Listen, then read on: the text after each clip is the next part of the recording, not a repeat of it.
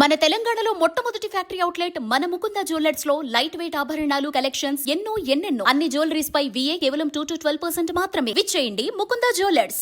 Saudi అరేబియాతో చేసుకున్న రక్షణ ఒప్పందాన్ని విస్తరించేందుకు పాకిస్తాన్ గట్టి ప్రయత్నాలు చేస్తున్నట్లు కనిపిస్తోంది. ఈ ఒప్పందంలో మరిన్ని దేశాలు చేరే అవకాశం ఉందని పాక్ రక్షణ మంత్రి ఖవాజా ఆసిఫ్ తెలిపారు. అరబ్ దేశాలు కూడా భాగస్వాములయ్యే అవకాశం లేకపోలేదంటూ ఆయన నర్మగర్భ వ్యాఖ్యలు చేశారు. పాక్ సౌదీ రక్షణ ఒప్పందంతో ప్రాంతీయ ఉద్రిక్తతలు ఏర్పడిన వేళ ఈ అంశాన్ని పరిశీలిస్తున్నట్లు ఇప్పటికే భారత్ ప్రకటించింది.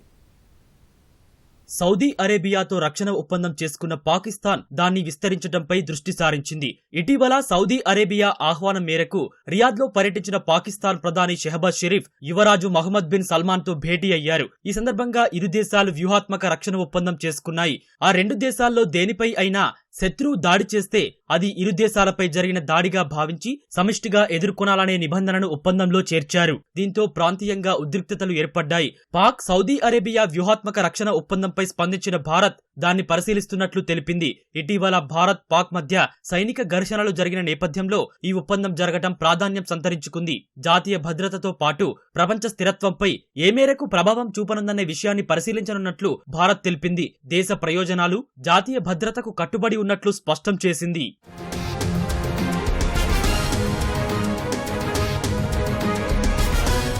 పాకిస్తాన్ సౌదీ మధ్య కుదిరిన రక్షణ ఒప్పందంలో ఇతర దేశాలు చేరే అవకాశం ఉందని పాక్ రక్షణ మంత్రి ఖవాజా ఆసిఫ్ తెలిపారు. ఇప్పుడే చెప్పటం తొందరపాటు అవుతుందన్న ఆయన మరిన్ని దేశాలు చేరేందుకు అవకాశం ఉందన్నారు. పాకిస్తాన్ కు కొన్ని బలహీనతలు ఉండటంతో నాటో తరహాలో ఏర్పాట్లు ఉండాలని తాను చెబుతున్నట్లు ఆయన చెప్పారు. ముఖ్యంగా ముస్లిం దేశాలను ప్రజలను సమిష్టిగా కాపాడుకోవాల్సిన అవసరం ఉందని పాక్ రక్షణ మంత్రి ఆసిఫ్ తెలిపారు. సౌదీతో చేసుకున్న ఒప్పందంలో మూడో దేశం చేరకూడదనే నిబంధనేమీ లేదన్నారు. అణ్వాయుధాలు కూడా వాడకూడదన్న క్లాజు లేదన్నారు. తప్పనిసరి అయినప్పుడు తనకున్న అన్ని సామర్థ్యాలను ఉపయోగించుకుంటామని పాక్ మంత్రి ఆసిఫ్ చెప్పారు.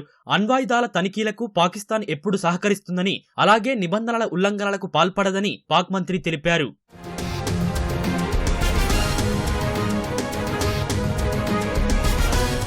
సౌదీ అరేబియాతో చేసుకున్నది కేవలం రక్షణ ఒప్పందం మాత్రమే అని పాక్ మంత్రి ఆసిఫ్ తెలిపారు. చాలా ఏళ్ల నుంచి సౌదీ సైనికులకు తాము శిక్షణ ఇస్తున్నామని చెప్పారు. ఇరు దేశాల మధ్య సైనిక సహకారానికి పొడిగింపే పాక్ సౌదీ రక్షణ ఒప్పందమని పాక్ మంత్రి ఆసిఫ్ తెలిపారు. పాకిస్తాన్తో రక్షణ ఒప్పందం చేసుకున్న నేపథ్యంలో సౌదీ అరేబియా పరస్పర ప్రయోజనాలను దృష్టిలో ఉంచుకుంటుందని ఆశిస్తున్నట్లు భారత్ పేర్కొంది. భారత్ సౌదీ అరేబియాలు విస్తృత స్థాయి వ్యూహాత్మక భాగస్వామ్యం కలిగి ఉన్నాయని, గత కొన్నేళ్ల నుంచి మరింత విస్తరించినట్లు విదేశాంగ శాఖ అధికార ప్రతినిధి రణధీర్ జైస్వాల్ తెలిపారు. అందువల్ల తమ వ్యూహాత్మక భాగస్వామి పరస్పర ప్రయోజనాలను దృష్టిలో ఉంచుకుంటుందని ఆశిస్తున్నట్లు చెప్పారు.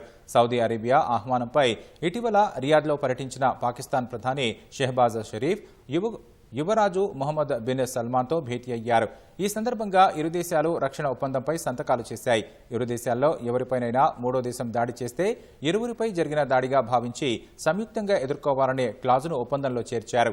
ఇటీవల పాకిస్తాన్తో సైనిక ఘర్షణలు నెలకొన్న వేళ సౌదీ అరేబియాతో దాయాది దేశం రక్షణ ఒప్పందం చేసుకోవడంతో భారత్ స్పందించింది.